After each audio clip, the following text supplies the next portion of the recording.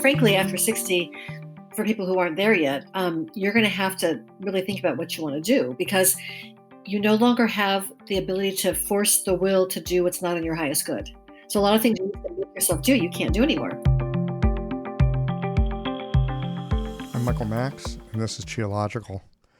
I've been thinking about what drives racism, or for that matter, nationalism, or the long-standing feuds that can span decades in a family, or how it is that people seem to constantly divide up along the lines of us and them. I've been thinking about those on the wrong end of ideology who were labeled counter-revolutionary and taken down in China's Cultural Revolution, forced through a struggle session, made to admit their sins, and then rehabilitated by being destroyed. I've been thinking about how people in Russia, where my roots lie, were purged and killed for not being sufficiently on board with the social change of the day, where people who had skills and the ability to farm and be good at it were sent away to work re-education camps. Their sin was that they had a polished skill at producing grain and feeding people. In Rwanda, Hutu killed Tutsi. Indonesians, they killed the Chinese minority, who often were financially successful due to the way they accumulated some material resources through persevering hard work. I don't need to remind you of Germany in the last century, the ethnic cleansing in the Bosnian War, or what has happened and is happening to black people here in the United States. We can slap on whatever label we want that allows us to disconnect from someone who's not like us. It's an old, tried and true method for dividing and distancing ourselves from another human being in such a way that we see them as lesser. We know exactly how this works, and it brings out the worst in us as human beings. What concerns me more is what's underneath. And what's underneath, I suspect, is hatred. And hatred's not something that resides in those that we dislike or disagree with or fear. It lies in our own hearts. What concerns me is the hatred in my heart, my own personal share of something we all experience and perhaps even feed. If there is a xie, a qi that is truly evil, I would name that qi hatred. That's the true pathogen. That's the seed from which self-righteousness and a desire for domination arise. If there is an original sin, I suspect it is not that we have knowledge of good and evil, but that we let the evil run us. That we have not awakened to our own personal share of hatred. And so we split it off and onto others, and then in an attempt to make the world a better place, we seek to destroy them. The problem with hatred is that it feels good. It feels good to stand up to the cops. It's invigorating to take down the man. Our righteous anger tastes good after tweeting out vitriol and aggression for the cause. Our own dark heart doesn't feel so dark to us. It feels like the right side of history. It feels like correcting an injustice. It can feel like we're making a positive difference in the world. I am not suggesting that we don't do what we can to repair the fractured and scattered light of this world. In fact, I think it's what we're here for. There are voices throughout all of history who have arisen to remind us of this impossible and necessary task. There's a saying from the Jewish tradition that says, "It's not your responsibility to finish the work of perfecting the world, but you are not free to desist from it either."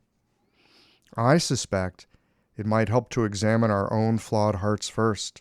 As doctors, we know it's vital to first do no harm. We are living through an emotionally charged time, and rarely do emotions show us one clear way to proceed. The world's not so one-dimensional, and our emotions often are deeply entangled together. So sometimes it's not so easy to understand our own heart. Coming up in a few minutes is a conversation with Lillian Bridges on how emotions can intertwine in ways that bring confusion and sometimes have us working across purposes in our lives.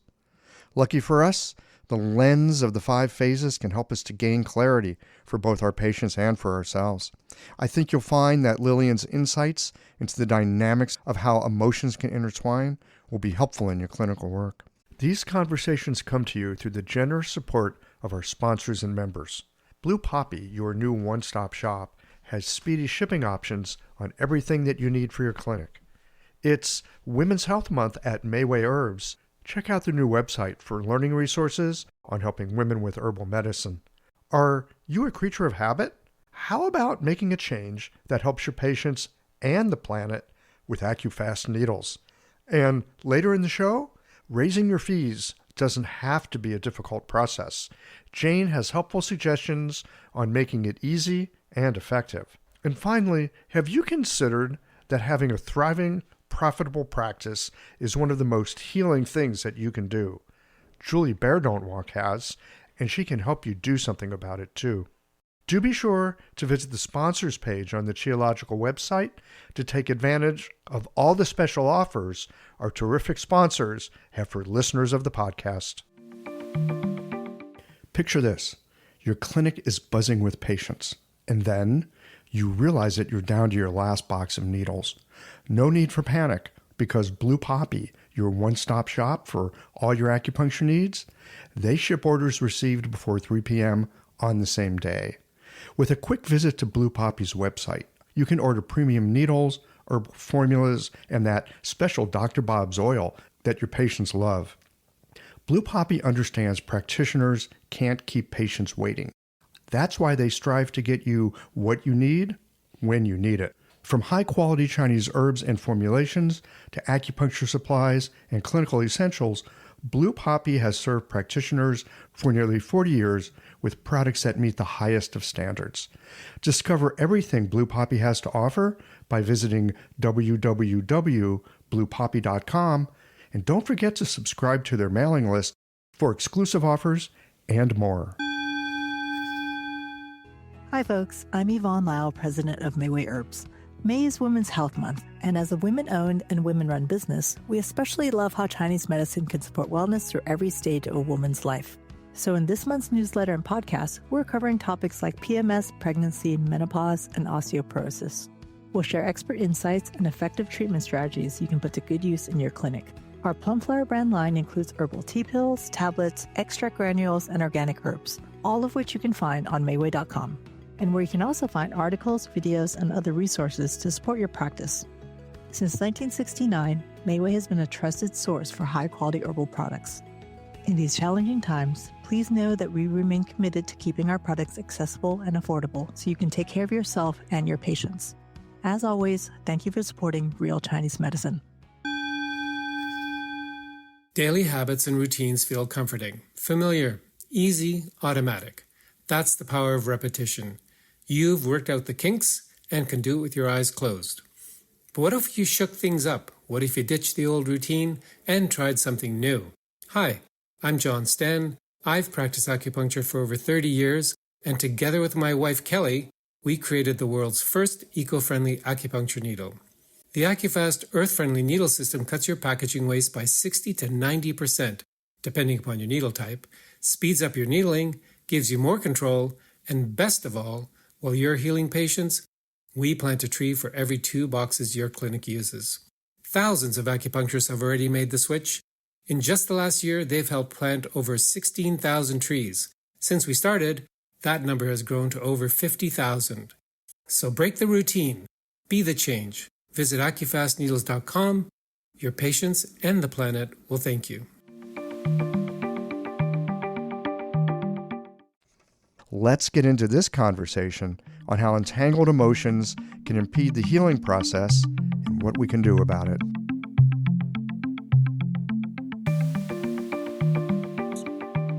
Lillian Bridges, welcome back to Qiological. Thank you. Hi. Hi, it's great to have you here. We ran into each other last fall, back when people could run into each other, at the Pacific Symposium. You had done a delightful afternoon on face reading. I was especially, I guess, entranced, enticed. I was really, something like that. The way that you were talking about being able to read the face and understand what's going on with the organs, and how sometimes things like get enmeshed or entangled with each other. Yeah, that's a tricky thing. Because emotions are they're necessary. We're human beings. We need to emote. We need to express and emotions and receive emotions, and facilitates communication. The problem is, and it's not a huge problem, but the problem is people tend to either overuse or underuse their emotions, and either one of those is not so good.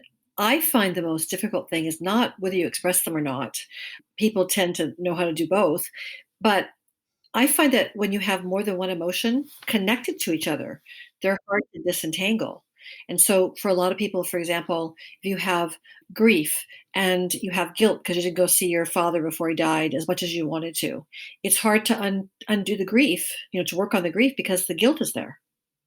So, you might have to do the guilt first before you do the grief. It's like, and that's kind of a tricky thing to untangle because you don't really know that they are tangled.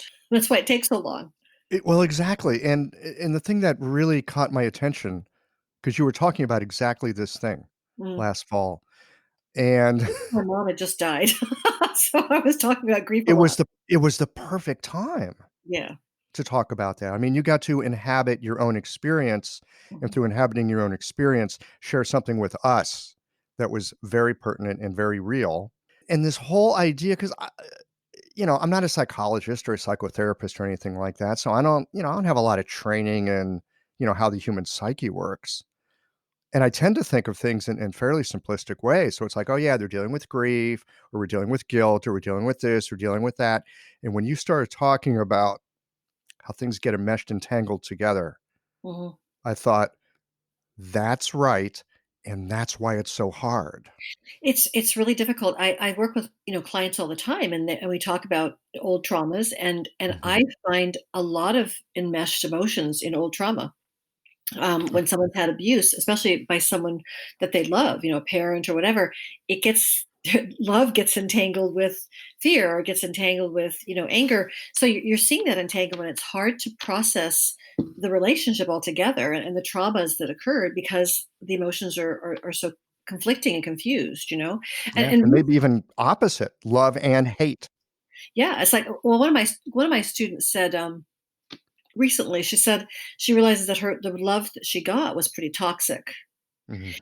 And so she's trying to separate out the fact that she was loved, even though she was loved in a way that she didn't want to get it, that kind of thing. And so for her, there's a lot of anger in her relationship with her parent, with her mother, and she had to really look at that and separate those things out. It's like sometimes her mother was quite wonderful, by the way, and sometimes she was quite terrible. And so she was really struggling with this kind of toxic love that she was dealing with. And I just said, okay, let's work on that. And that's one of the things I do is help people realize, what are they feeling, and are there emotions that are entangled? And most people have entangled emotions. I think you're right. Yes, I think you're absolutely right that we do. And that's why it's so hard, partly because they're entangled. Hmm. And partly because we don't know that we're dealing with an entanglement. If we knew we were dealing with an entanglement, I suspect that already helps to untangle things because on one hand we can go, "Oh yeah, there's that love piece. Oh yeah, there's that resentment piece." Hmm. Hmm. And I think what happens, and this is something that I've talked a lot about to parents. We need to teach our kids emotional intelligence. It's like you kind of have Mm, to teach them how to recognize what things feel like. I mean, when I was young, my grandmother used to say, "Okay, make that face, and what does that make you feel like inside?" And then she said, "Say, okay, now when you're feeling something, watch what face you make," and she'd do it from both directions and say, pay attention to what you're feeling, right? And so I learned very young to separate, for example, sadness from grief. Even though they're similar, they're not the mm. same in terms of layers, right? Or sorrow and grief. She would make me practice that kind of emotional intelligence. So I did teach my sons how to do that too. And I talk a lot about how we don't have that kind of training, so we don't know how to recognize what an emotion is. And you watch an ad that says, "Are you, feeling sad, unmotivated, all these things," and it's an ad for depression. Well, depression can't have all that stuff. Do you know what I mean? I mean, in Chinese medicine, a liver depression is the liver is not functioning properly. You don't. Yes, you're not feeling motivated, but sadness is not a liver emotion; it's a heart emotion. So, I think it's an emotion that's in the heart that goes to the lungs, but it's not part of the liver at all. And yet, if the liver's not strong, you might feel sad because your fire isn't getting any, the mother child cycle is not getting any juice. So this is really, I mean, when we learn Chinese medicine and emotions in the 5 phases, it's very sort of stable. It's like, yeah, joy in the heart, sadness in the lung. What I just heard you talking about is sadness could come from the heart, but then it goes to the lung. Right. And it might even be because the liver's not strong enough to give enough fire to the fire. Yes, exactly. And for example, right now, what I'm seeing a lot of, which I think is really interesting, I'm seeing tremendous amounts of fear because everybody's terrified of, this virus that we have, which, don't watch too much news. That's all I have to say. But you're going to see a lot of discoloration in the chin area, like a darkness, a kind of shadowing. And you're also, if someone's chronically afraid, they're going to have like, lines here or indentations or even orange pale kind of skin. So I'm seeing a lot of that. But I'm also seeing a lot of worry, which is up here. And worry Mm. shows up right here, not in the impatience lines up here in the forehead, but right here in this area that scrunches up when you're concentrating a lot or you're Like right between the eyebrows, like right, right where yin tongue right is. right between the eyes above. Mm. Right Mhm. here is impatience, annoyance, frustration, it's liver. Right here is spleen, and right here is pancreas. So right this area right here, when it's got lines or it's congested, is worry. So I'm seeing a lot of people who feel fear and worry. And I say, "Oh, are you worrying a lot?" And they go, "No." I go, "You fearful?" They go, "Oh yeah, of course." So they'll own one of them. But actually what I'm seeing is a combination. And they have Uh-huh. what's called dread. Like dread is, in my opinion, a combination of worry and fear. So when we look back and people are traumatized by this time, that they're going to think, "Oh, I was really afraid," but they're not going to feel that the worry was also involved. So a lot of people I know, for example, are gaining weight right now.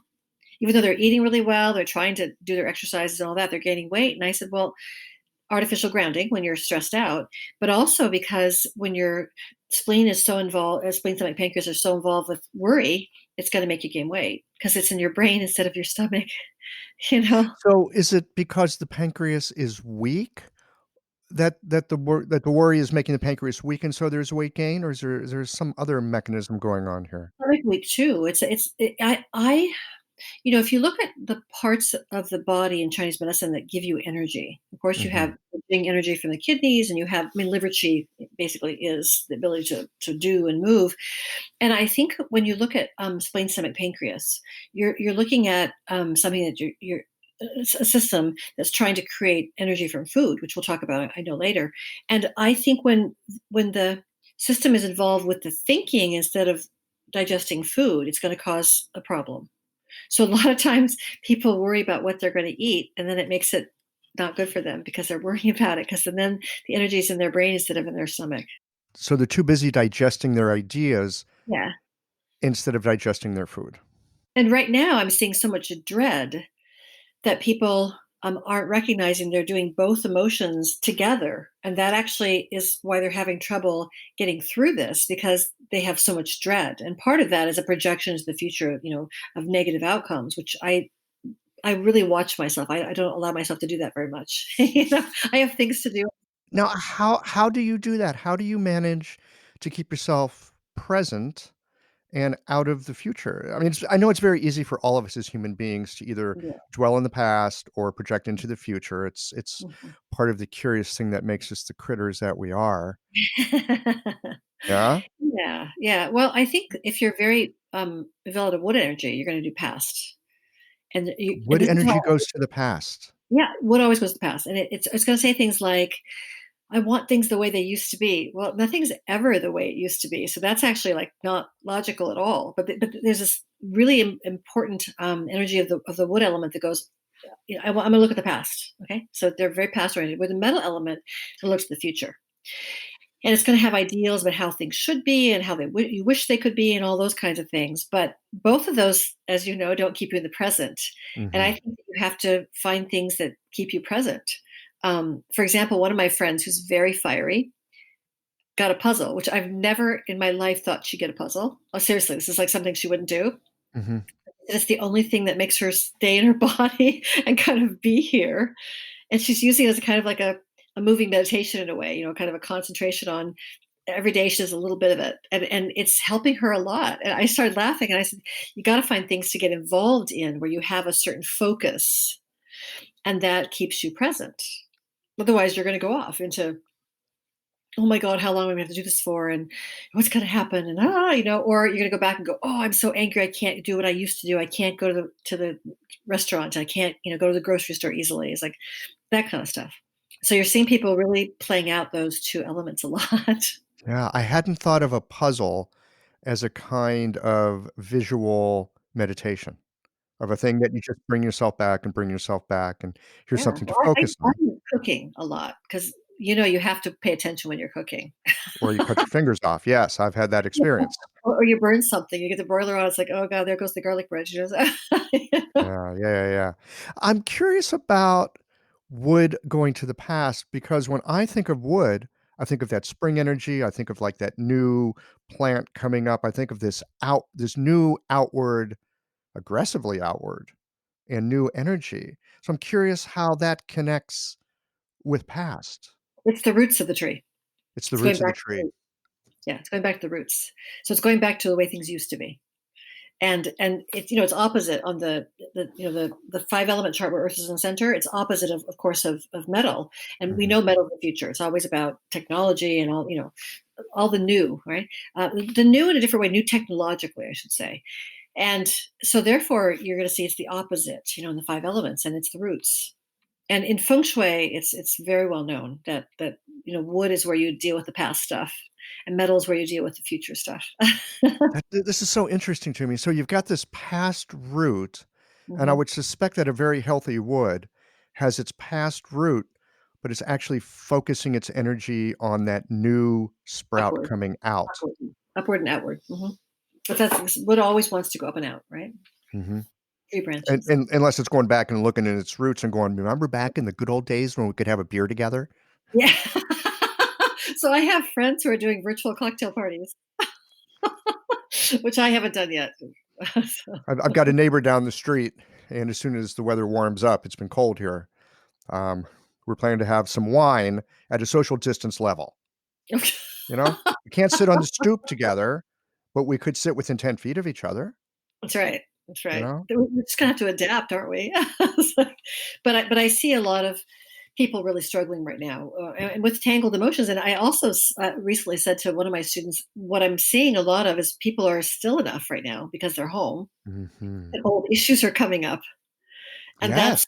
that may or may not be fun. That's all I have to say. It's like it may not be good for good for you to do. It may be great for you to do. But people are dealing with stuff. They're stuck at home with a partner they're not so happy with. Maybe it's time for some conversations, or they realize their kids are not you know doing as many chores as you'd like them to get, and this is the time where you can get them to do chores again. I mean, it's all kinds of stuff that's coming up. You missing your mom or whatever it is. Yes. The, I'm thinking about our breakfast table this morning, which feels really different. Usually it's breakfast is kind of a happy thing, Mhm. and these days, I wouldn't say it's unhappy, but it's like there's definitely a cloud. There's this, like, palpable cloud, and it's hard to speak about. Yeah, it is, and you feel kind of guilty if you know, look, I'm safe, I'm healthy, and Mhm. yet I'm complaining and I'm unhappy. It's like it's kind of a hard thing. You're saying, oh, thank God I'm not sick, but I'm not happy, and Yes. I'm just trying to get to be happy that I'm alive. It's like I'm happy.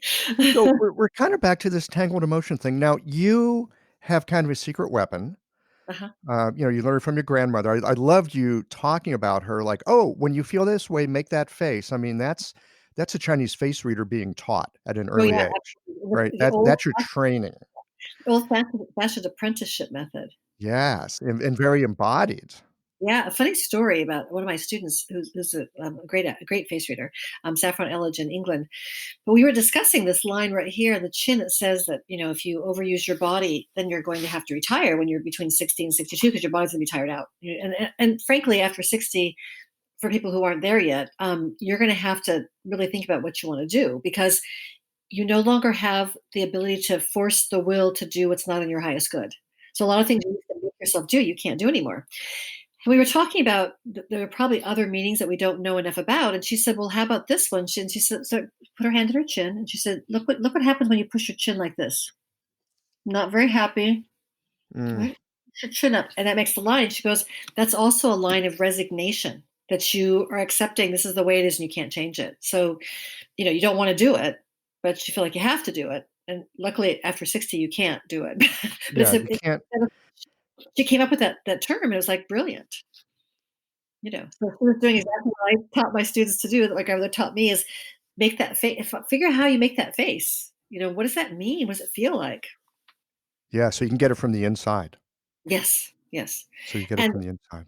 I think people just have to be still enough too to feel what they feel. It's like I think we spend so much time as human beings avoiding some of the feelings we don't want to feel. And it's so easy in this world.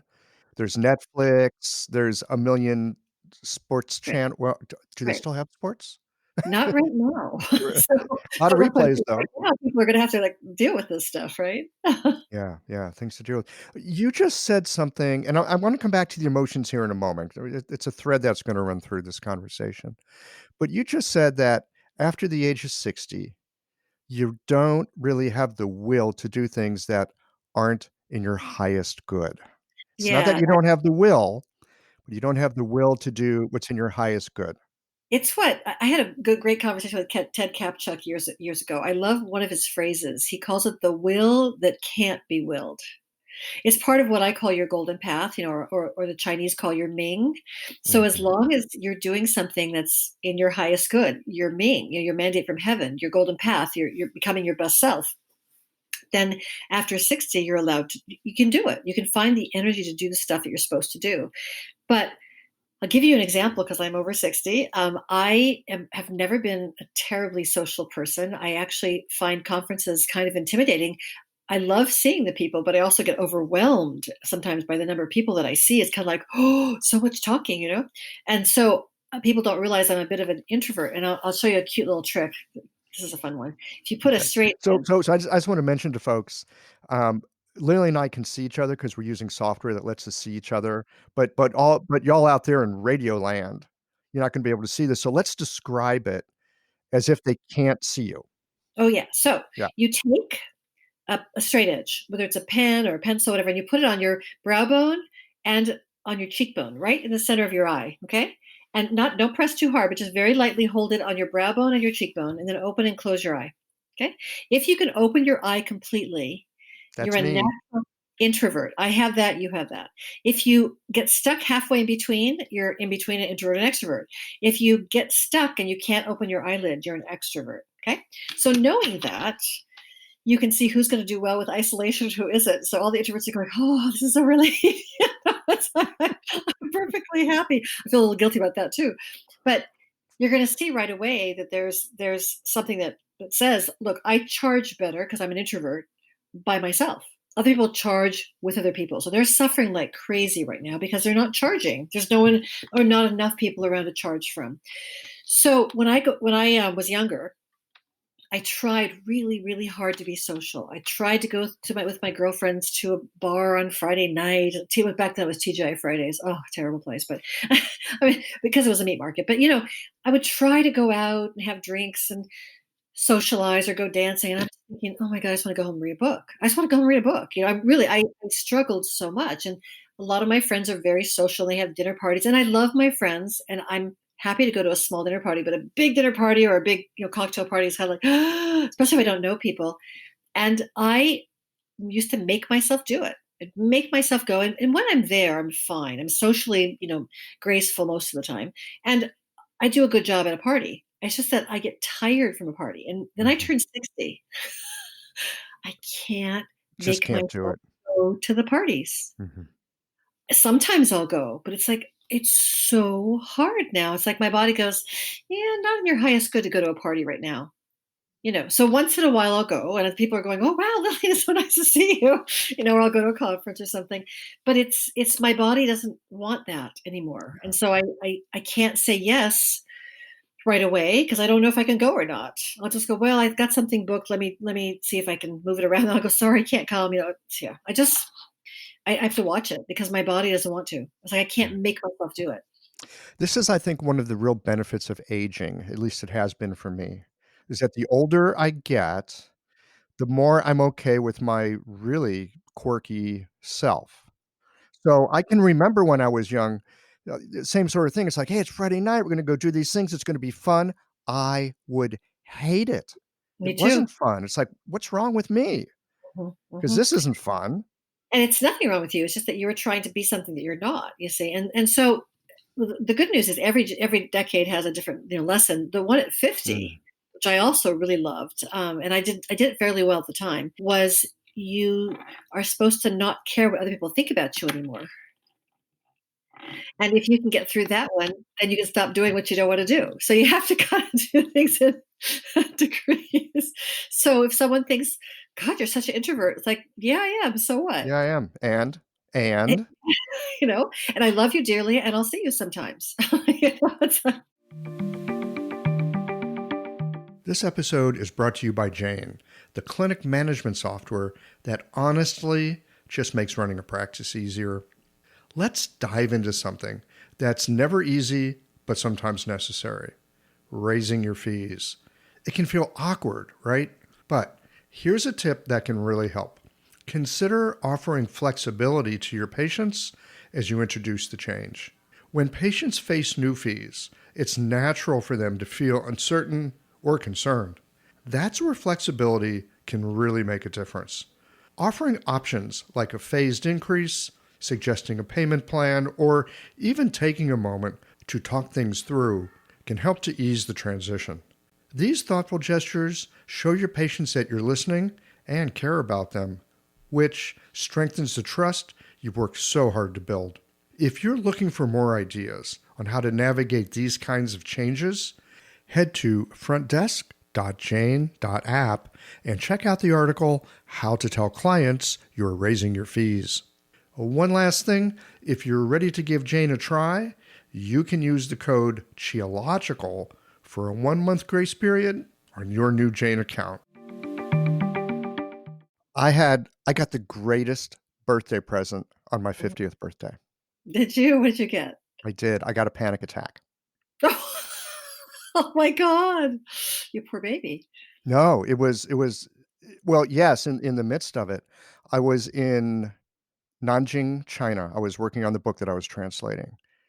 And I was all excited because I was going to go to Yixing and get some teapots the day I turned 50. So I'm on this little bus on the way from Nanjing to Yixing, and I'm about halfway there. This little bus, all these people are smoking. It's China. It's a mess. But I've been living in China and I knew my way around. But all of a sudden, I was flipped out. I'm thinking, oh my God, what am I doing? I'm in the middle of this like crazy bus ride. I don't have a house. I don't have a partner. I don't have a retirement account anymore. All of the things that I thought I was supposed to have at the age of 50, Yep. I don't have any of them. Mhm. And I was freaking out.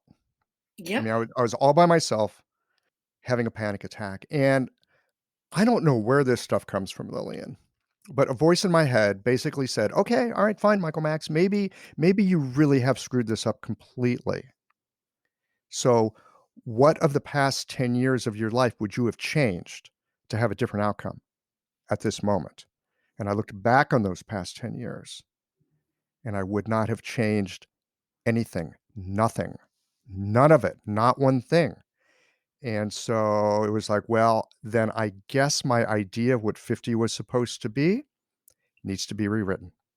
That's right. And so the thing is, what you're doing is taking away all that socialization that says these are the things that you should do or be at this age. You're going, well, I'm not that. Is that okay? I just spent the next few years kind of going, I think I'm okay. I think I'm good. And by the way, I was right there with you at 50. Although it was earlier than yours, but no, I felt I went through kind of the same thing. And this is where the wood element very, very often wants to compare.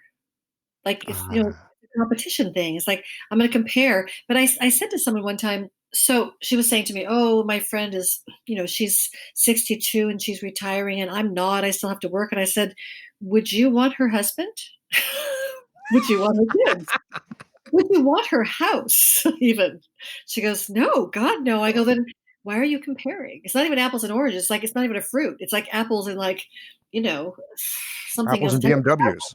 Yeah, it's like, why are you comparing? Because what it does is it makes you really unhappy. And so I look at that and kind of go, don't compare. And it's hard not to compare because there's these milestones you think you're supposed to have. But I don't know. I think you're probably a lot more free than a lot of people. And freedom is a good thing. Freedom is a good thing. Mm. Um, Although it usually means you're a standard deviation or 2, maybe 3 from the top of the bell curve. And so, it also makes you kind of, an odd duck. It does. It does. I mean, I Which have to tell you, people have said to me repeatedly over my life, I can't believe you make a living doing this. And I go, if you can make a living doing facing, you can make a living doing anything. I swear. It's like I'm a good example of like how not to be like in the center of the bell curve. Yeah. So that's such a good question. I mean, we're here in the middle of COVID-19, which I think has everybody, at least I'm thinking of our acupuncture community. And you reach bigger communities, so I'm curious to hear your sense of it because you swim in bigger ponds than I do. But it seems to me that in our acupuncture community, it's like everybody's a brand new, freshly minted graduate because who am I and what am I doing right now? We all have that question. You could have been practicing 30 years. And the question at this moment might be, who am I and what do I do here? Well, I think what I see in people is that everyone has critical transitions, and they're usually predicated on the time period before and after decade birthday, but they're sometimes caused by crises, and especially large crises like natural disasters and things like this particular pandemic. It's really an opportunity to reassess, and some people really don't like reassessing, right? They want things to be the way they've been, or they had goals and plans, and it's very hard for someone who has goals and plans not to achieve those goals and plans because there's dictates that are preventing them from doing whatever they want to do, or traveling here or going there, or, or making this much money this year. And I think the thing that I would love to tell people is that there's such value and adaptability. And that's why I think our medicine is so valuable because I do consider myself primarily part of the Chinese medicine community. This medicine is phenomenal for adapting to different circumstances. And this is why when you have a disease, we don't treat people by the disease, we treat them by their symptoms. And that's why Mhm. we're adaptable because we're doing symptoms, not diseases, right? And we're also looking at what's this person made of in the first place? What are the resources that they have that they're not connected to? And what can we build up and what can we support and what can we make stronger, and so I think this medicine is actually very timely, and I personally think that no one's really talking about it very much right now, but one of the reasons why China did so well is because they were doing so many herbs for combinations for this for the the virus especially in Wuhan, and there's a lot of herbology that's coming out now that's saying, wow, these things really work. Of course, they're not mainstream, but we're hearing about them. Here's this formula and this formula. It's like it's Yes. great. They're not mainstream. They're more mainstream in China. Completely not mainstream here. In fact, there's articles out these days about how awful Chinese medicine is, and we're, killing rhinos and all this other stuff. We've actually been getting some bad press lately. But that aside, The reason is because it works. You got to remember. it's blowback, right? Uh-huh. Yeah. But we know it works. And we may not be mainstream, but of course we can help the people that are in our sphere of influence. Right. Absolutely. And there's that. In this time of reassessment and Mhm. reconfiguration, from your point of view, what are some of the organs that we would particularly want to both support and also lean on?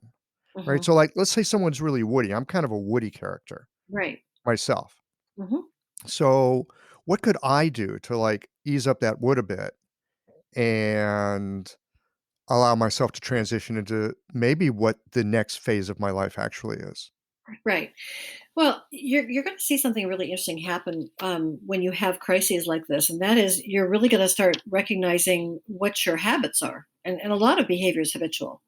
And one of my students commented one time that it takes 66 days to make a new habit. Mm. So I think we're not there yet. We're not even at 66 days, so people are still fighting against this idea of staying home, And with the wood element especially, I find that wood and fire are probably having the hardest time. Wood because it can't do what it wants to do, and fire because it's not having enough fun with enough people, you know? So I'm Hmm. seeing those as the 2 elements that are struggling a lot. And what I would say about wood and about this time period altogether is that we're being given a chance to stop being so young. And because the Western world is so unbelievably young and has been for, since the Industrial Revolution probably, we're being given a chance to rest. And rest is hard for someone who's wood. And so it really builds up the wood. So when you can do again, you'll have the energy to do better. I find a lot of wood people have been very brittle because they were operating on energies that were starting to pull from their source, the Jing. I think right now we can really get that rest in order to start doing better. And also looking at how much stuff that we did was extraneous. Hmm. Like how much we don't need rather than how much we think we do need. I have a lot of friends who were very compulsive about shopping, and they said to me, "All I'm buying right now is groceries." And I was going, "I guess I really don't need all that stuff that I thought I was going to buy. I was going to buy a new car, but my old car's working fine. I don't even go anywhere right now." And there's that kind of reassessment that says, "I don't have to be so concerned about status," for example, which wood office is concerned about. So you're seeing a chance for wood to be supported by a lifestyle that it actually needs more of than it's ever had. Since you were young, when your mom put you down for a nap, it's like there was a reason why you had a nap in kindergarten. It's like kids get tired out, and as adults we get tired out. But now we have a chance, maybe not to take naps if you hate naps, but I happen to like them. But also just stop doing so much, and we're seeing that not doing so much might be good. So I'm seeing that, and you'll see the frustration because the wood wants to go somewhere. Um, I tell most of the wood people I work with they need to find some projects. Projects are kind of important. You might want to reorganize something. You might want, you want to build something. It's like create a project that has a start date and an end date. It's like do something specific that make something. And you're going to see that's going to help a lot. With the fire element and the socialization, I'm getting an awful lot of phone calls and an awful lot of Skype calls and Zoom calls, which, by the way, I have taken most of them, or I've arranged for a different time for them. People are finding a way to be social without meeting, and who knew that we could find such interesting ways to connect? I mean, some of my closest friends that I actually haven't stayed very much in touch with because I live across the world, I've talked to more since March than I've talked to, I don't know, maybe in a couple of years. We have like every 2 weeks we're on Zoom together. Yeah, it's a huge reconfiguration. It is. So we're still being social. It just doesn't. I think what people are missing is the Shen to Shen connection that happens in person. Yes, I miss going to restaurants and just being around, like, the group that I'm with Yeah, in a context of other people doing the same thing. right. There's something nourishing about that. I mean, even as an introvert, there's a certain amount of connection and just knowing them in a place that's connected. I can go to a coffee shop and be by myself, and just knowing that I'm, like, in this field of activity and connection allows me to focus down and really get some work done. It's very curious yin yang kinda thing like that. I really miss that. Yeah, and we're going to find that we have things that we miss terribly. I mean, for me, it's much more about just being able to go grocery shopping whenever I want to, rather than thinking about, okay, I'm going to just go. And not hold your breath. Yeah, and have to wear a mask, which I really don't like masks, and really think about like washing my hands a zillion times. I washed my hands a lot before this, so I I have to say it's like, oh, there's a lot of it's like my sister once said that she didn't like Seattle because she had to wear too many clothes. I feel like that with masks and gloves and things like it's too much stuff to put on. But I just miss that freedom of being able to go whenever you wanted to. That to Mhm. me is kind of Yeah. like that spontaneous ability to just like go do something. It's like not here. Well, that's your wood being restricted, right? So we all have these different emotions, especially with this whole COVID thing. I wanna come back to the entanglement piece for a few minutes because, again, It's quite likely that more than one's coming up at a time. I suspect because of the work that you do, because you can look at a person, you can, like, you can look at a person, you can see what's, like, most prominent, I would suspect, and what's maybe secondary. You can probably see it. You just look at him and you go, "Oh, yeah, well, there's this one, but this other thing's entangled inside of it." Mhm. And also the emotions mark, all the emotions that you've used a lot or repressed a lot are all show up. So you're gonna see how strong the emotions are and which ones are the strongest. Sometimes you have 2 emotions that are very contradictory, equally strong. If you can't do face reading, Mhm. this is like saying to an acupuncturist, you can't use needles. If you can't do face reading, how would you work with that kind of thing? How would you tease that apart? Or do you really need to know how to look at it and see what's in front of you before you're able to intervene? They have lots of ways. I mean, you can tell what elements people are by what they eat. I mean, I used to spend a lot of time on airplanes, right? Which is actually something I'm happy I'm not doing right now because I was doing too much of it. And I'd be on an airplane in Europe and they give you more snacks in Europe than they give in America. And they would offer you either cookies or chips. And I would just watch who'd take the salty and who'd take the sweet. And some people would say, I want both. And they give them both because they were really generous, right? And I just watch who would take what because it was so interesting to watch the people who want the salty, crunchy stuff versus the sweet, soft cookie or cake or whatever. And it's like, wow, that person's got a lot more earth than me because I don't take the cake or cookie. I take the crunchy, salty stuff, right? Mhm. I always take the potato chips over almost anything else, French fries too. But that's just it's a thing. I crave salt. I own probably maybe 14 different salts. So that right there tells you I've got a lot of water. Or people who have lots of sweets in their house, they have dessert every day after dinner or whatever, or an afternoon snack that's, fruit or whatever, they're very earthy. I don't have that. So you can tell by food, or you can tell by the colors that they wear, the styles that they wear, how they decorate their house. You can tell by the sound of their voice. One of my friends, Dee Davis, is a great voice coach, and she talks a lot about people's voices. And it's really easy to tell someone with the wood voice because there's a gravelly sound in the voice. Like, that whiskey voice or that smoker's Oh, voice. yeah, yeah, Tom Waits. Yeah, that's a wood Yeah. voice. But real and it's also got that ability to be really, like, strong, and I was joking about this years ago, but, I don't have a wood voice, and so when I was trying to train my dog, he didn't listen to a thing I said. Just keep barking and, look at me like, "What do you want?" So, and I remember one time my son, who's very woody, and he's very athletic and all that, we're talking on Skype because he's living in a foreign country, and my dog is barking like crazy, and he just goes, "Roxy," like, in his wood voice. The dog stops and looks around and says, "What's that?" She literally stopped because the wood voice told him. The wood commanding voice was heard. Over and over again doesn't do anything. I just don't have that wood authority that comes out through your throat. Mhm. My voice is much softer, much gentler. It doesn't work for training dogs. Right. So we would just use our basic understanding of the phases in our Chinese medicine, I mean, really at its root. Yeah, however you can find to look at it. But you can do it by activities. Like, what do people like to do? Anybody who likes to hike, especially going up, is very woody. Mhm. Like, I have to tell you another funny thing. Years ago, I was married to a woodman, and he loved to go hiking. And I said, I don't like hiking. I don't like going up. He goes, yeah, but going up is the best part. I go, I don't like going up. I like going down. He goes, oh, going down's really hard. I go, no, going down's really easy. I said, I can walk down to the beach and I can walk on the beach, but I don't like to walk back up again. He goes, that's really weird. He's like, why do you like that? I go, because I'm water. Water has really strong knees.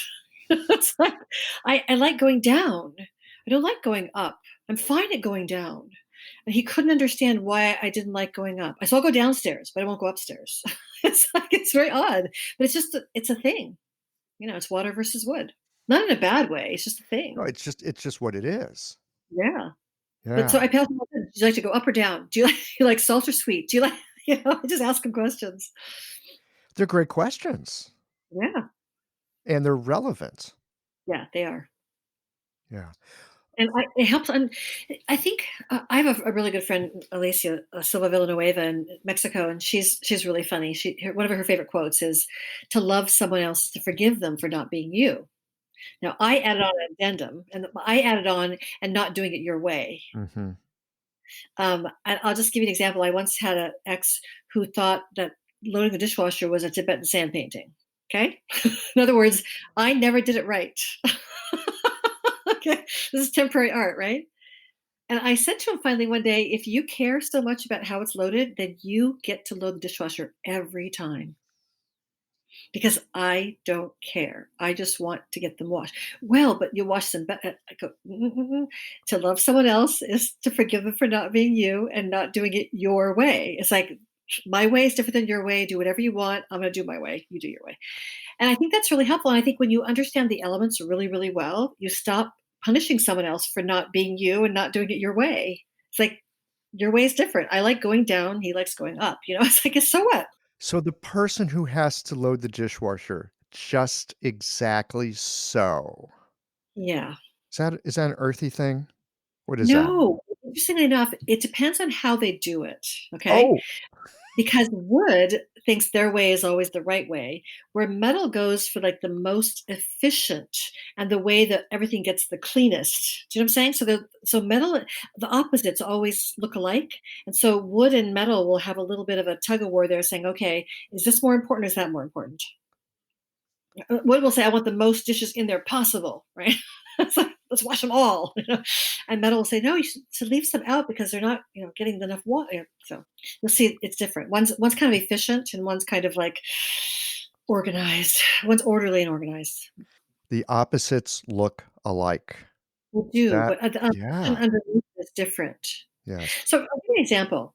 So a wood person will say you didn't load the dishwasher right, and they'll redo it. Okay. A metal person will see that it's not loaded the way they want to, and they'll very quietly reorder it.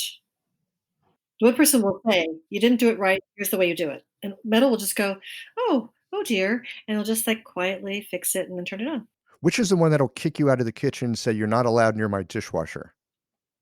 Wood. Right. Because underneath there is like this frustration.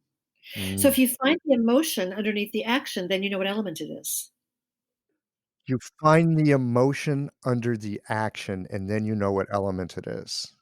So if a metal person sees a dishwasher that's like kind of stacked really funny, they'll go, oh dear, oh dear. There'll be anxiety, right? There'll be anxiety because they know that the dishes won't get clean. They'll have to rewash them, and metal doesn't like to do things over again. So they'll reload it in a way that makes all the dishes get clean.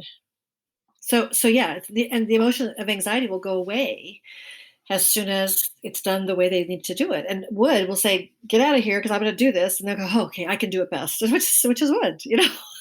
There's nothing wrong with it. It's my way or the highway. That's all. Yeah, So yeah.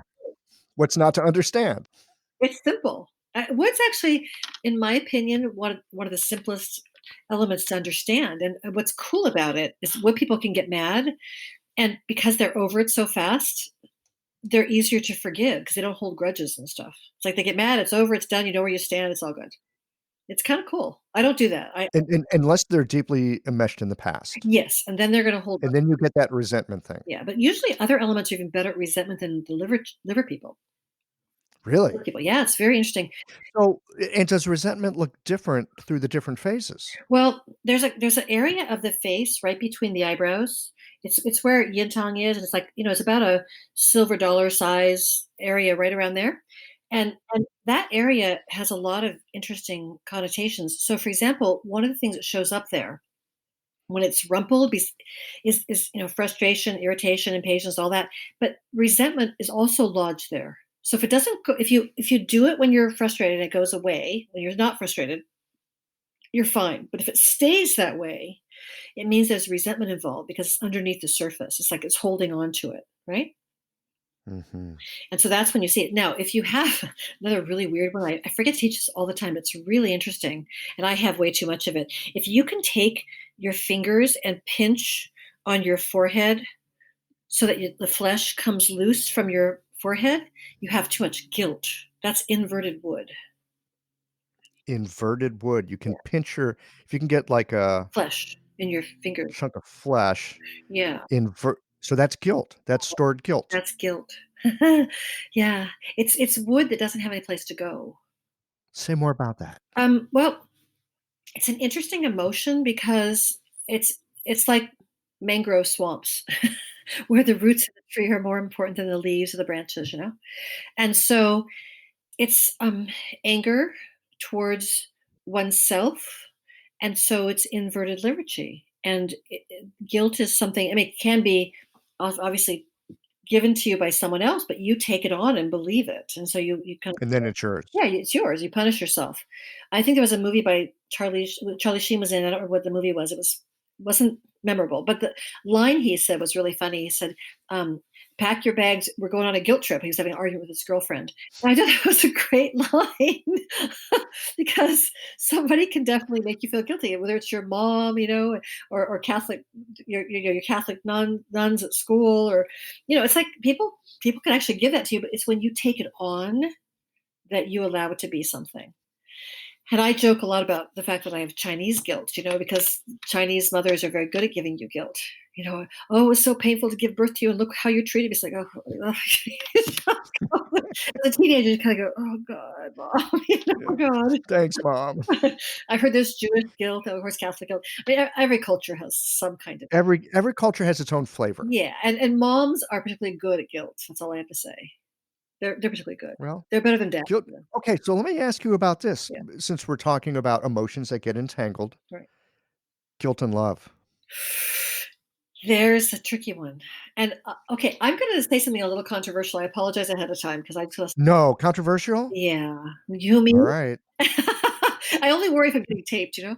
Um, Most people don't actually understand love very well. I'm not saying I'm an expert by any means at all, okay? But I'm just gonna say, if you look at the fact that the Greeks had, like, I forgot how many kinds of love they had. Do you remember how many? 5, 7? I have something. I don't know, but they had a lot, They had a lot, I right? recall. And we had Yeah. this one word, More than one. and I was talking to someone very recently who I thought was confusing pity with love. And she said, "Oh, Ooh. I feel so sorry for him. If I break up with him, what's gonna happen to him?" Thinking, "Oh dear, oh dear." I mean, it's called rescuing too, of course, but underneath it, that there's pity too. And she was saying, "Oh, that shows me how much I love him." And I'm going, okay. I'm not gonna say, "No, you don't love him." It's not for me to say that. I'm just saying I was a bit confused. I also hear people say, they confuse love and need, and people confuse a lot of things. Like there's that one saying, "If you love someone, set them free. If they're yours, they'll come back," kind of thing. Yes, and if they don't, they never were. Yeah, that's right. That whatever that. I'm sorry to say, I can't remember who that's from. I, I don't know, but it's something that kids learn, like, in junior high, high school. That's where that first starts to get imprinted in your mind. and it's actually a very accurate thing to think about. If you love someone, you let them be who they are. Let them do what they need to do. If it doesn't mean there isn't a connection to you, but it's not that insecurity that says, "Oh, I need you around me all the time so I know what you're doing," or yeah, I'm going to check your iPhone to see who you've written messages to. It's like that's like not very loving, do you know? So I think that we have a lot of love gets entangled with lots of emotions. Yeah. Pity, guilt, fear too, probably. So many guilt, Lots of I mean, things. all Yeah. kinds of stuff, right? And I'm not saying people don't do love well. People can love very, very well, but there's Oh, come on, really? Is that really true? Think about all the popular love songs and breakup songs and how screwed up love is. Don't tell me love is easy. it's not I easy. don't think it's easy at No, all. I think it's a natural human desire to love and be loved. I think when you start, it's like the Mhm. parent-child thing, for example, any parent, mother or father, and that parent-child thing is wonderful. It's beautiful, right? But I think it gets perverted over time by all kinds of reasons. I think it's easy to love. I think it's hard to love well. I think it's easy to love. Mhm, mhm. And it's hard to love and forgive someone that you love for being who they are, Sometimes it is, yeah. like you were saying Well, earlier. because we have expectations of how people are supposed "Honey, if you really loved me, you'd let me do the dishwasher the way I wanna do it." that's kind of guilty tripping, isn't it? Yeah. Pack your bags. So yeah, I think in Chinese culture, love isn't a huge thing except for parent child in the parent child cycle. Now that being said, I have to bring up something my grandmother and I had a really interesting conversation one time. I said to her, "Well, what about romantic love?" And she said, "Well, you have to love yourself first." I go, "What?" She said, "The parent loves the child because the child is part of them. So it's implying that you should love yourself, because if you love your child because it's part of you, you should love yourself. So you should actually reparent yourself as well. So she was trying to explain to me there's a cycle of love is actually about loving someone else as if they're you, which means you should love yourself. Okay, got that? And so if you love yourself, then you'll attract someone who loves you, not someone who you're pretending to be. So I used to do shrinking to fit. Like I was like one of those sponges that like you take out all the water to stick it into that little, capsule. It was like I was one of those people. Like just like squeeze myself into some little mold so I could be with that person. And when I stopped being that person, didn't happen every time, but several times, I wasn't really wanted because I wasn't the person they thought I was because I was trying to be something that I thought they wanted. Does that make sense? And you weren't even showing up as who you were. No, God, no. I was out of my body. Barely Yeah. quite lovable Well, in my body. But that's what so this brings up another one about the need and desire for acceptance.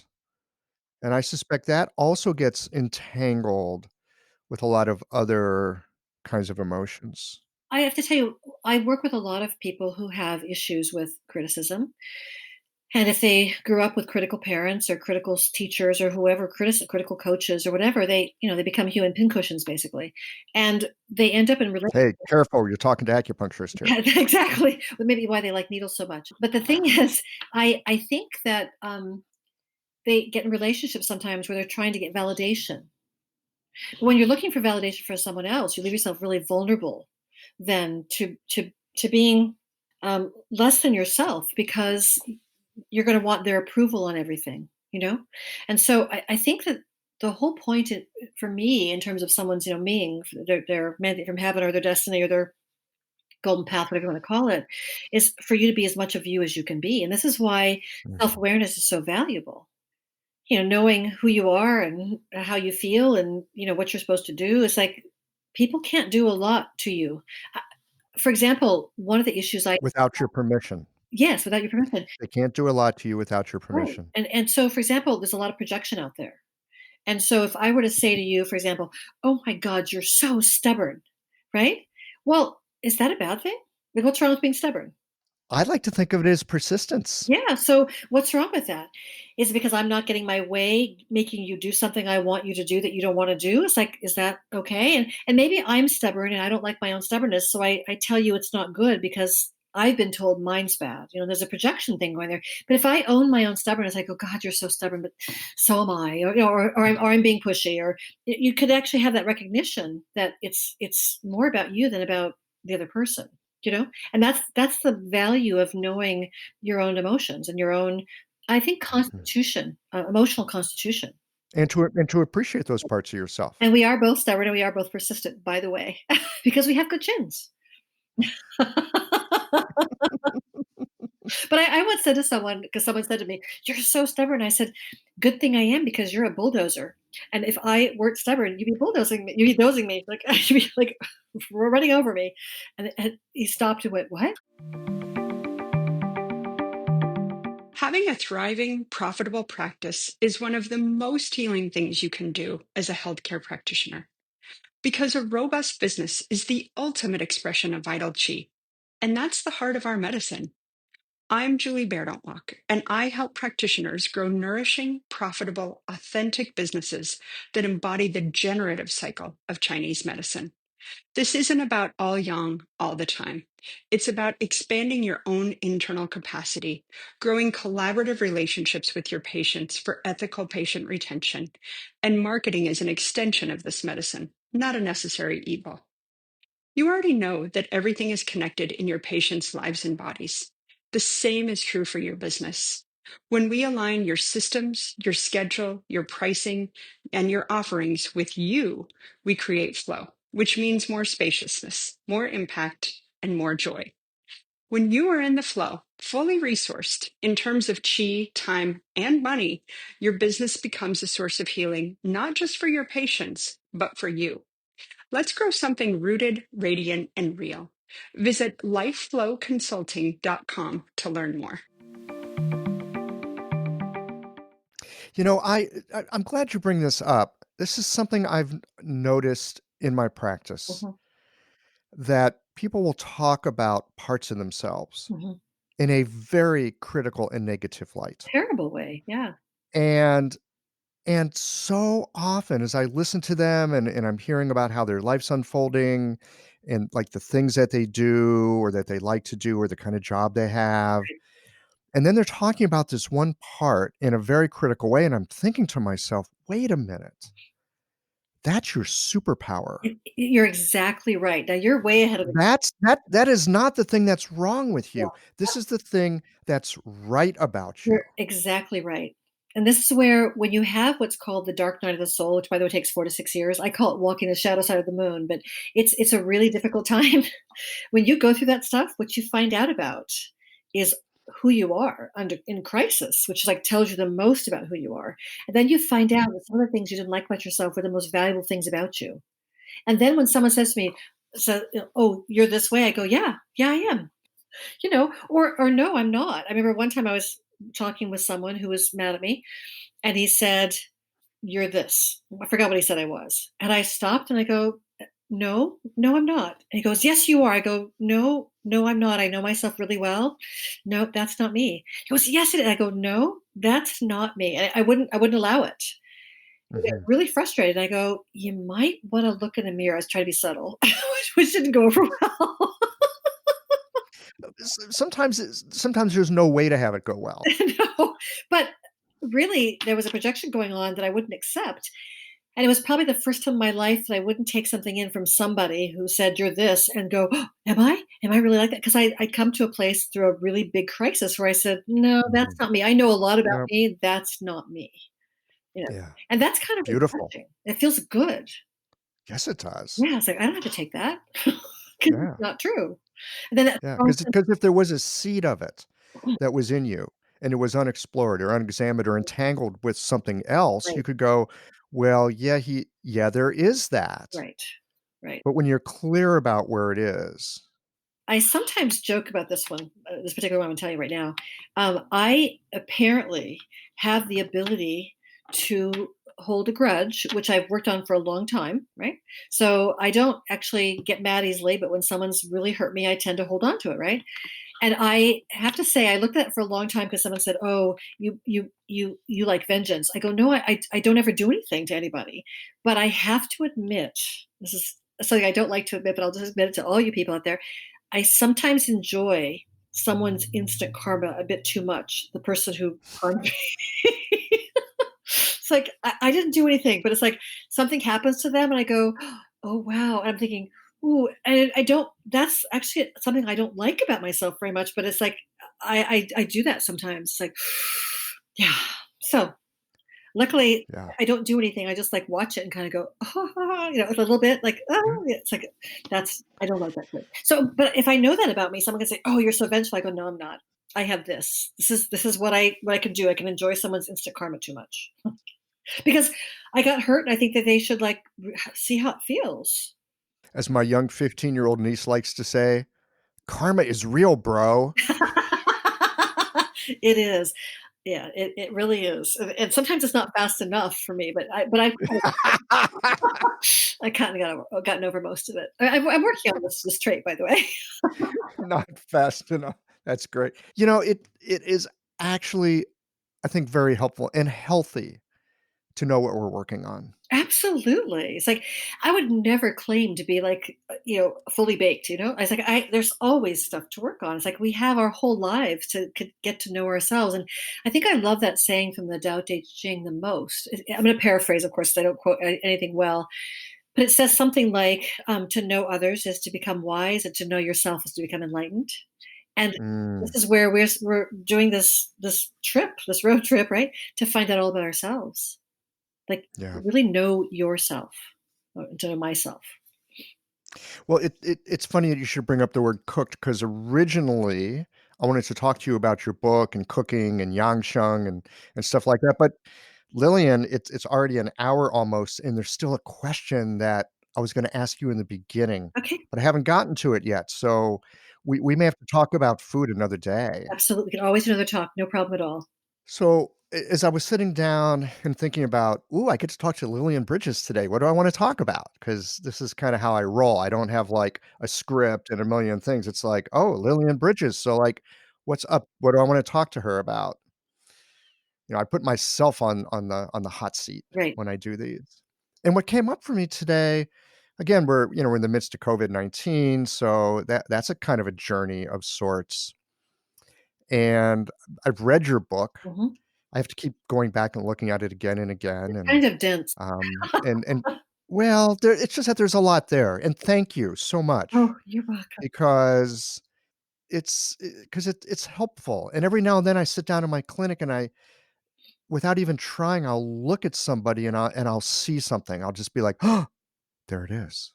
Cool. Right? It That makes just me yeah, it is cool. So thank you so much welcome. for that contribution. I really appreciate it.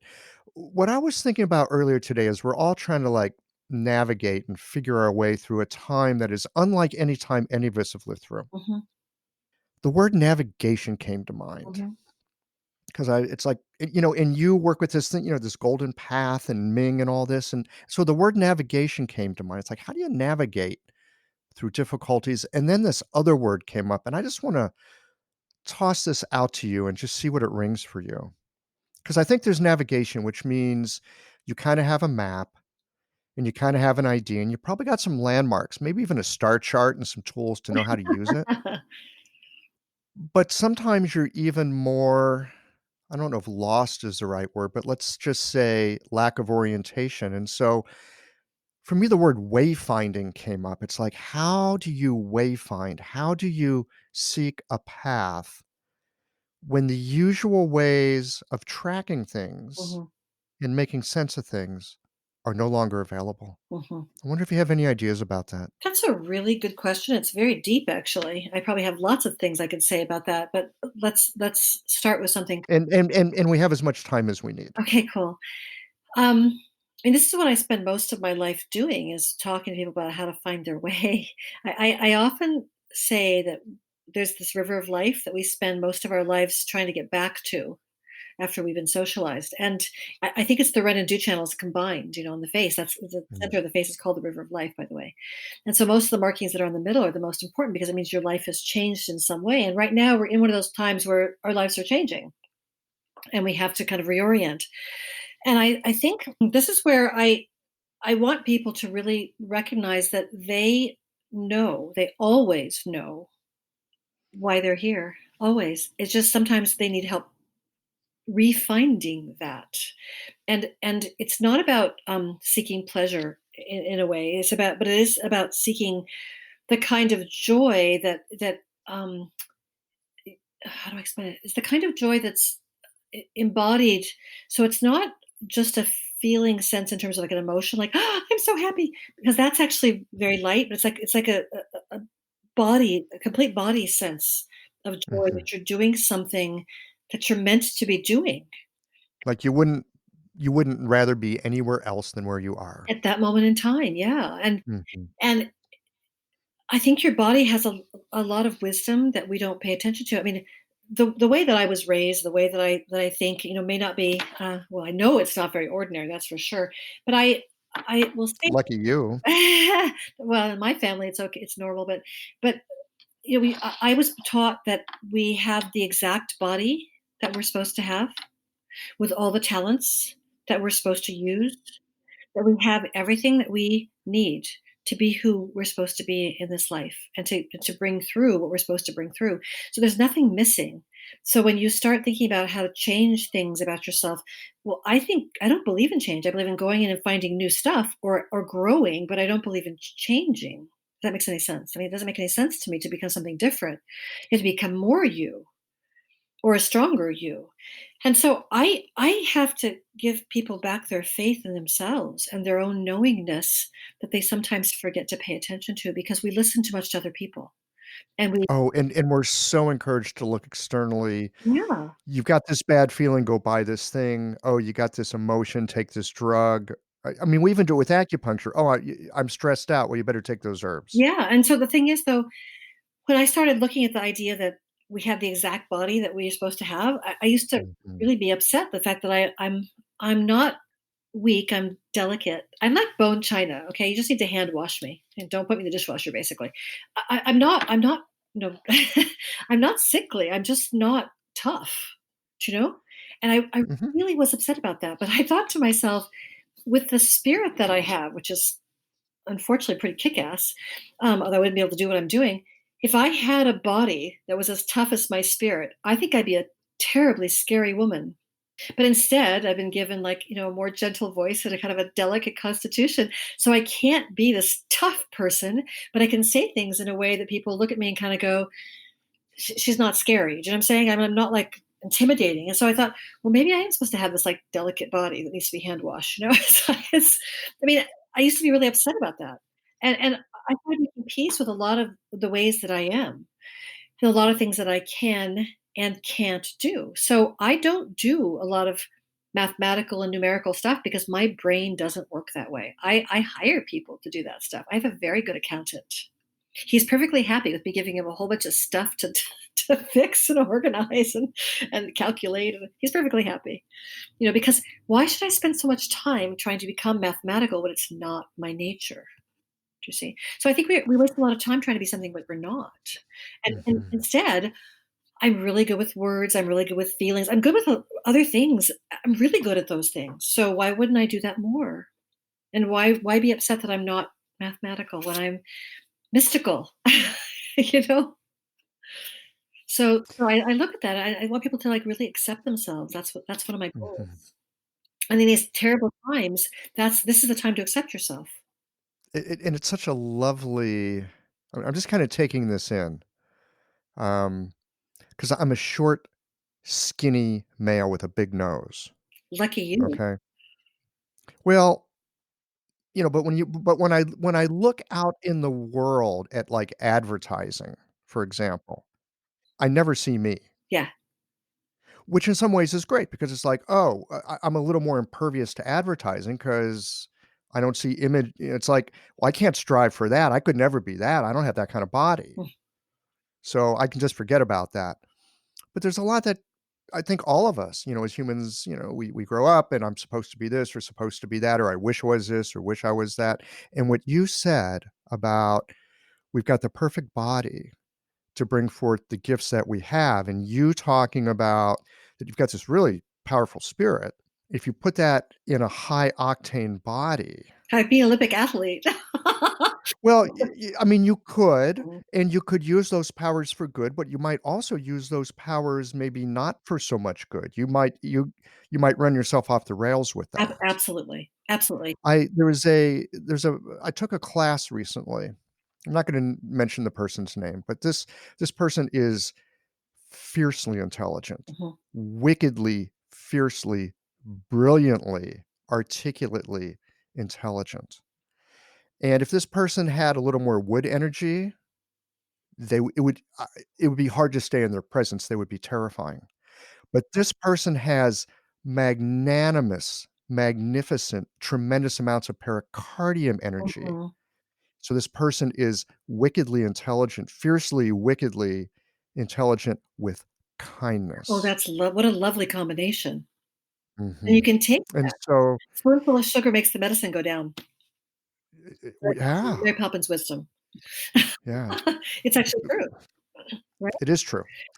And so thank you for the appreciation that I've got the body that is just right for bringing forth my particular temperament and gifts. So I have a cousin who's pretty much built like you, and he told my mom one time he wished he was tall and, you know, all these things, right? And he actually is balding, and she said, first of all, you'll never find a bald beggar. Men who are balding have extra testosterone. You're very lucky to have that. You'll be successful. Then she said, and when you are shorter, you're like a coiled spring. Think about that. That's all she said. Mhm.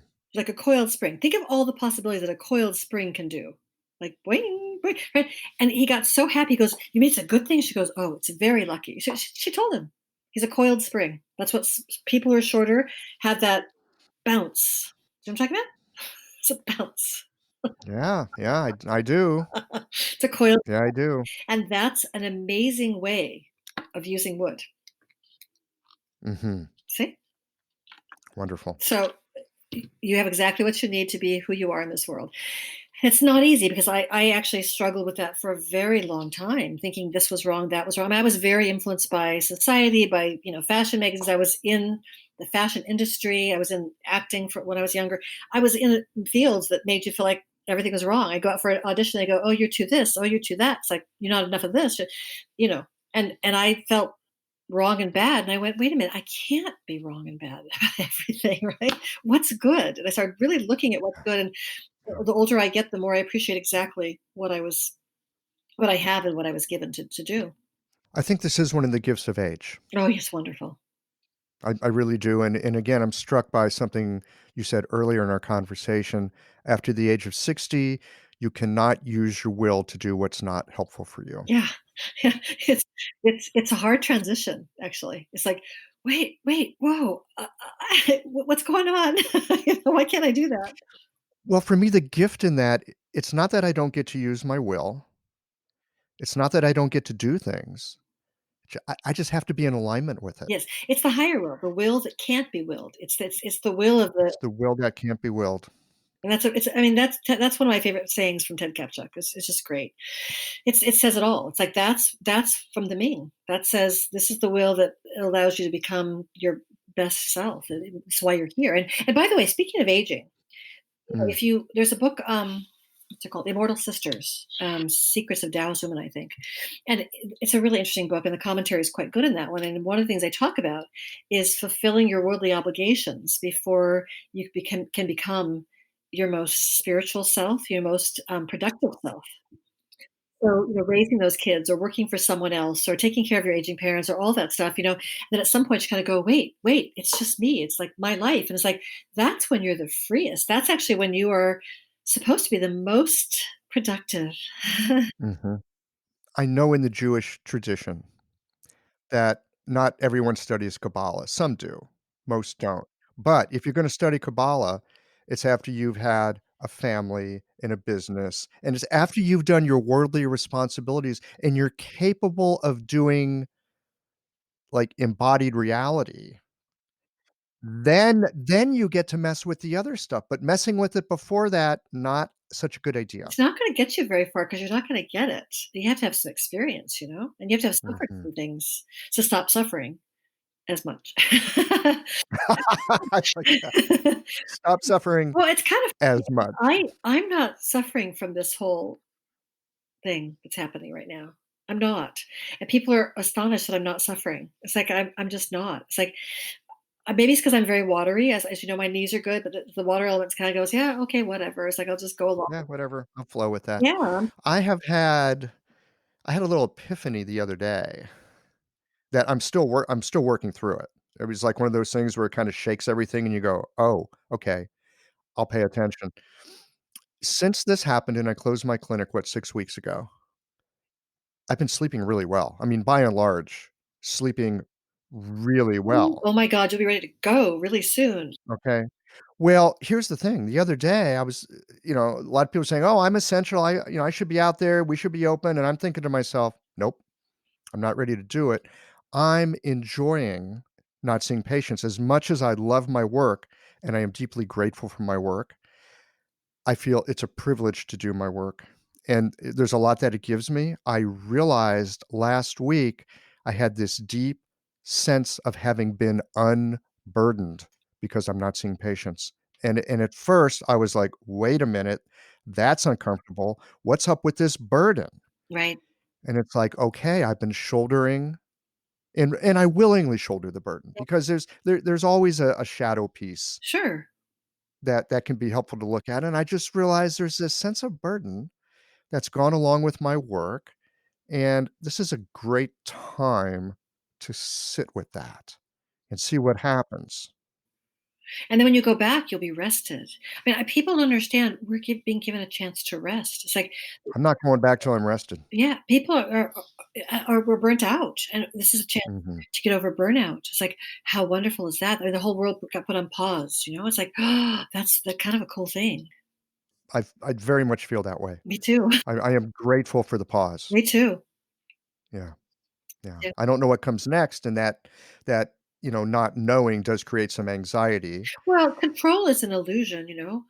So, I think we're learning that we can't control everything, and we can't plan the way we wanted to plan, and maybe that's a really good thing. Sometimes we plan too much. Yeah. And then we get in our own way because things have to unfold. And I think people have had some interesting realizations in the past 6 weeks. I'm kind of hoping we get a little bit longer to go. Well, and I think we can choose it to some degree. Yeah. Yeah. I want that 66 days to feel how different it is when you don't do it the way you used to do it. We're not there yet. That's a long time, 66 days. I like that, 66 days. All right, that's you know what? That's the number I'm gonna shoot for. I like Well, that. actually, one of my students, Stella, I can't remember her last name right now. She lives in Los Angeles, but she's the one who told me that. And it's your body wants homeostasis all the time, and at 66 days, when you stop doing something, it creates a new homeostasis. But if you go back to the way you were within that 66 days, you'll start over again. So I'm kind of hoping to go 66 days with this and see what happens when I don't work the way I used to work. I like it. That's really helpful. I'm with you on that, Lillian. We can check back maybe in a couple of months and see where things are at. And we'll talk about food. Yeah, that'd be great. Thank you so much. It's always such a pleasure to hang out with you. It's delightful talking to you. Thank you so much for having me.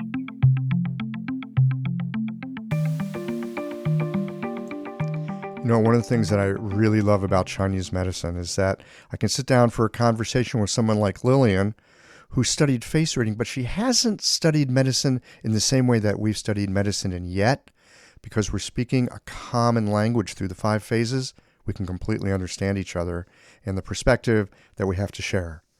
I hope that you've enjoyed this conversation with her. I always love sitting down and having a chat with her, and I come away thinking about how we are connected in our bodies and our mind and our spirit in so many ways. You know, often we learn in school and we read in different books about how things are connected.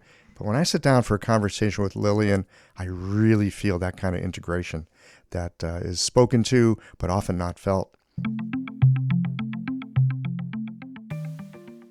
Well, here we are at the end of this episode. If you've listened up to this point, you're either a rabid fan of Qiological or the forward button on your podcast player stopped working. If you are indeed a fan of the podcast, you can help us to bring new episodes to our community of practitioners by supporting us with a membership or a one-time contribution. Details, of course, are on the website. That's it for today, friends. Join us again next Tuesday for another thoughtful episode of Qiological.